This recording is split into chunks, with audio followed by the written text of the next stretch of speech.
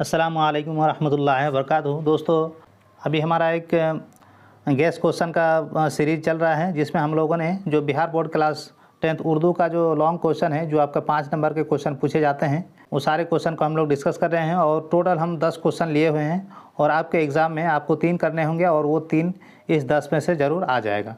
तो आपको कहीं और भटकने की ज़रूरत नहीं है। ये जो वीडियो है आप 1-2 बार देख लेंगे तो ये सारे क्वेश्चन आपको याद हो जाएंगे और आप एग्ज़ाम हॉल में जाकर आराम से लिख के आ पाएंगे। वीडियो के लास्ट में मैं आप लोगों से बताऊंगा कि अगर आपको आंसर याद नहीं है, क्योंकि लाइन बाय लाइन तो याद नहीं होता है लॉन्ग क्वेश्चन, तो आपको आंसर कैसे लिखना होता है। तो चलिए हम लोग देखते हैं कि दूसरा क्वेश्चन क्या है। तो आपको दूसरा क्वेश्चन है आपका, ग्लोबल वार्मिंग से बचने के लिए तलबा को अब्दुल कलाम साहब ने कौन सा जादुई मंत्र बताया था। ये काफ़ी इम्पोर्टेंट क्वेश्चन है और ये क्वेश्चन लगभग हर साल पूछा जाता है। यानी कि आपको 5 क्वेश्चन दे दिया जाता है और उसमें से आपको 3 क्वेश्चन पूछा जाता है कि किसी 3 को करना होता है। उसमें अक्सर ये क्वेश्चन देखा गया है कि ग्लोबल वार्मिंग से बचने के लिए तलबा को अब्दुल कलाम यानी कि डॉक्टर APJ अब्दुल कलाम जो हमारे राष्ट्रपति रहे हैं और हमारे देश के बहुत बड़े साइंटिस्ट भी रहे हैं, मिसाइल मैन इन्हीं को कहा जाता है, उन्होंने जो तलबा है उनको ग्लोबल वार्मिंग से बचने के लिए कौन सा जादुई मंत्र बताया था। तो इसका अगर हम लोग जवाब देखें, तो अगर हम लोग इसके जवाब की बात करें तो जवाब है आपका नागालैंड के दीमापुर में मुनक़िद बाल विज्ञान कांग्रेस, यानी कि नागालैंड के दीमापुर में साइंस कांग्रेस का आयोजन हुआ था और उसमें डॉक्टर APJ अब्दुल कलाम ने बच्चों को बताया था कि ग्लोबल वार्मिंग से कैसे बचने हैं। तो उसमें क्या कहा था कि चाइल्ड साइंस कांग्रेस में आलमगीर शहरत याफ्ता साइंसदा, यानी कि जो शहरत याफ्ता साइंसदा और साबिक वज़ीर जमहूरिया हिंद APJ अब्दुल कलाम ने मेहमान खुसूसी की हैसियत से तकरीर करते हुए तलबा को ग्लोबल वार्मिंग से बचने के लिए ये जादुई मंत्र बताया था कि 10 साल से 17 साल की उम्र के जो बच्चे हैं, 10 साल से 17 साल की उम्र वाले 20 लाख बच्चे 5 दरख्त करके अगर लगाएं तो ग्लोबल वार्मिंग से हम लोग बच सकते हैं और उससे हम लोग महफूज रह सकते हैं। यानी कि डॉक्टर APJ अब्दुल कलाम जी ने क्या कहा बच्चों से कि अगर आपको ग्लोबल वार्मिंग से बचना है और हमारे हिंदुस्तान को ग्लोबल वार्मिंग से बचाना है तो हमें क्या करना होगा, हमें पेड़ लगाना होगा। तो जो 10 साल से लेकर 17 साल के अगर 20 लाख बच्चे, हमारे देश में तो करोड़ों बच्चे हैं, अगर सिर्फ 20 लाख बच्चे ऐसे हैं जो अगर सिर्फ 5-5 पेड़ अगर लगा दें तो हम ग्लोबल वार्मिंग के संगीन मसाइल से महफूज रह सकेंगे। तो जैसा कि आप लोग देख रहे हैं कि ग्लोबल वार्मिंग कितना ज़्यादा ख़तरनाक होता ही जा रहा है हम लोग के लिए। हर साल देख रहे हैं आप लोग, गर्मी बढ़ती ही चली जा रही है। तो इसीलिए हम लोगों को ग्लोबल वार्मिंग से बचना बेहद ज़रूरी है और उसके लिए हमको पेड़ पौधे लगाना ज़रूरी है और पेड़ पौधे की खिदमत करना भी ज़रूरी है।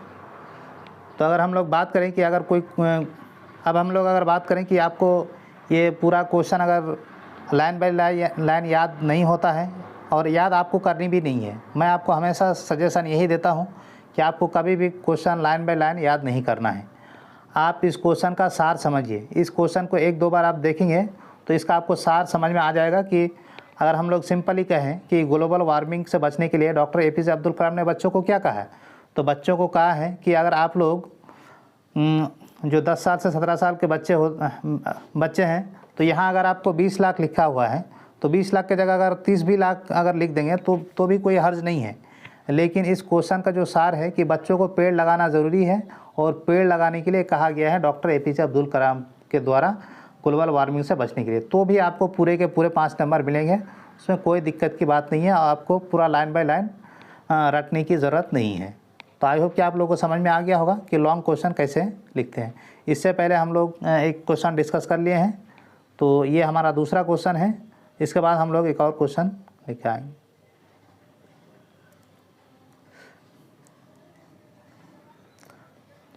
अगला इम्पॉर्टेंट क्वेश्चन की बात करें तो अगला इम्पॉर्टेंट क्वेश्चन है, ग्रीन हाउस गैस में कौन कौन सी गैसें होती हैं। तो ग्रीन हाउस गैस आप लोग ज्योग्राफी में पढ़े होंगे।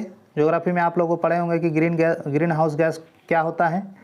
तो ग्रीन हाउस गैस होता है जिसके ग्रीन हाउस गैस एक ऐसा गैस है इस तरह के गैस का मिश्रण है जिसके वजह से हमारी जो धरती है, हमारी जो ज़मीन है, उसका टेम्परेचर बढ़ता है और इस टेम्परेचर बढ़ने की वजह से ही ग्लोबल वार्मिंग आती है।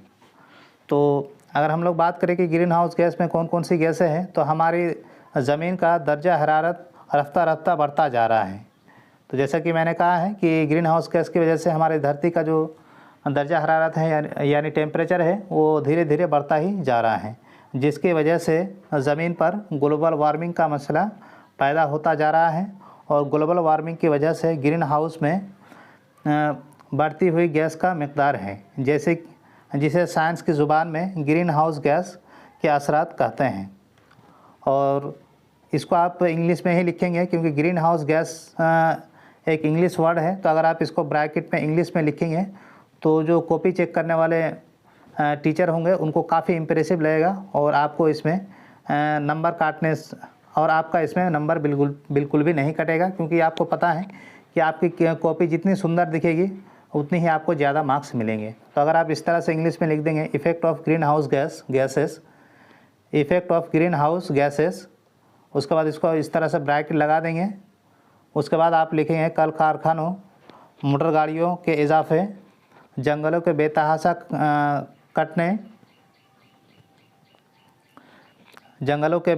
कटने से गैसें पैदा हो रही हैं। यानी कि जो हमारे मोटर गाड़ी हैं, कल कारखाने हैं, उसमें इजाफा हो रहा है और जो जंगल है उसको बेतहाशा काटा जा रहा है। जैसे कि आप अपने आसपास पे देख रहे होंगे, अगर आप अभी 16 साल के हैं तो आप 10 साल पहले या फिर 8-9 साल पहले देखते होंगे कि आपके घर के आसपास कितने ज़्यादा जंगल थे, लेकिन अभी जंगल बिल्कुल साफ़ हो गया है। तो इसके वजह से क्या होता है, इसके वजह से क्योंकि जंगल क्या करते हैं, जंगल जो कार्बन डाइऑक्साइड होती है उसको एब्जॉर्ब करती है, यानी कि वही उस कार्बन डाइऑक्साइड ही जंगलों या पेड़ पौधों के लिए खाना है। अगर जंगल ही ख़त्म हो जाएगा तो कार्बन डाइऑक्साइड क्या होगा, कार्बन डाइऑक्साइड का मात्रा बढ़ जाएगा और कार्बन डाइऑक्साइड की मात्रा जैसे जैसे बढ़ेगा हमारे धरती का टेम्परेचर उतना ही तेज़ी से बढ़ता चला जाएगा। तो इसीलिए ग्लोबल वार्मिंग आती है। तो इसकी वजह से क्या होता है, मिसाल के तौर पर कार्बन डाइऑक्साइड ये आपका क्या है, ग्रीन हाउस गैसेस है, मीथेन है CH4 और आपका नाइट्रिक ऑक्साइड। ये सब आप लोग केमिस्ट्री में पढ़े होंगे कि नाइट्रिक ऑक्साइड है, मीथेन है, कार्बन डाइऑक्साइड है और ओजोन। इन सारे गैसेस का जो मिक़दार है वो बढ़ता चला जा रहा है। ओजोन का फॉर्मूला क्या होता है, O3, आप लोग पढ़े होंगे कि ओजोन O3 है। तो इस तरह से आप लिख सकते हैं कि जो आपका ग्रीन हाउस गैसेस है इसमें ये सारे गैसेस हैं और इसके वजह से क्या क्या इफ़ेक्ट पड़ता है हमारे ज़मीन पर, जिसके वजह से दर्जा हरारत बढ़ता है। तो आई होप कि आप लोगों को समझ में आ गया होगा कि ग्रीन हाउस गैसेस में कौन कौन से गैसेस आती हैं। तो ये सारे क्वेश्चन काफ़ी ज़्यादा इंपॉर्टेंट है, इसलिए इन सारे क्वेश्चन को आपको ज़रूर देख के जाना है, ताकि और इन सारे क्वेश्चन से और इन्हीं सीरीज़ में से एक भी क्वेश्चन आपका एग्ज़ाम में, और इस सीरीज़ के बाहर एक भी क्वेश्चन आपके एग्ज़ाम में नहीं आएगा। तो आई होप कि आप लोगों को वीडियो पसंद आया है। अगर वीडियो आप लोगों को पसंद आया है तो वीडियो को लाइक और चैनल को सब्सक्राइब जरूर से करें।